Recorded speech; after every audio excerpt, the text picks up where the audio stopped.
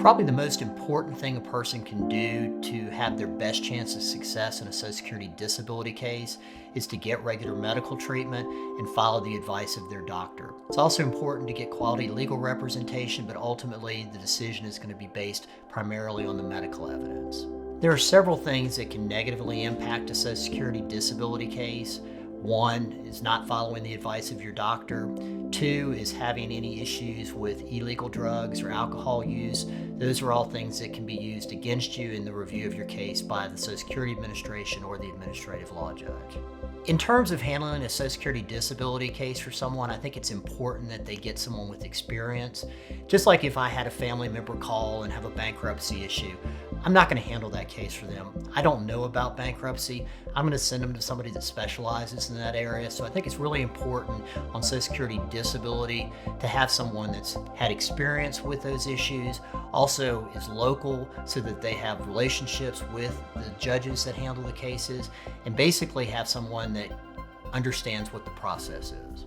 Clients typically look for an experienced attorney to help them with their Social Security disability or SSI case. Having done this exclusively for the last 25 years, I feel like I can provide them the type of guidance and experience they need to be successful in their case. Most people, when they talk about my firm or provide me with a review, seem to really appreciate the level of personalized service that I provide, the fact that I return all my own calls, I take my own calls, and there's really a lot of hands-on contact throughout the time that I'm working on their case. Client communication is of utmost importance in a Social Security disability case. I take my own calls, I return my own calls.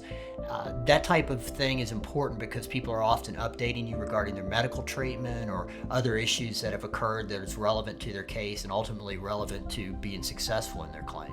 I'm a small firm, I'm a sole practitioner. I believe the advantage of that is that, one, the client gets personalized service.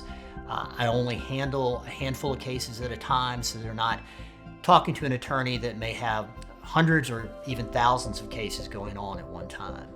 What I try to cover on the initial consultation, and I try to do it in person as much as possible, is the problems the person is having that has resulted in their disability, their work history, the medical treatment that they're experiencing, and also how these problems are impacting them on a daily basis in terms of their daily activities, impacts it may have in terms of things like sitting, standing, walking, focus, concentration. There are a lot of things that we need to look at initially to make sure that, again, we're headed down the right path in terms of putting the case together.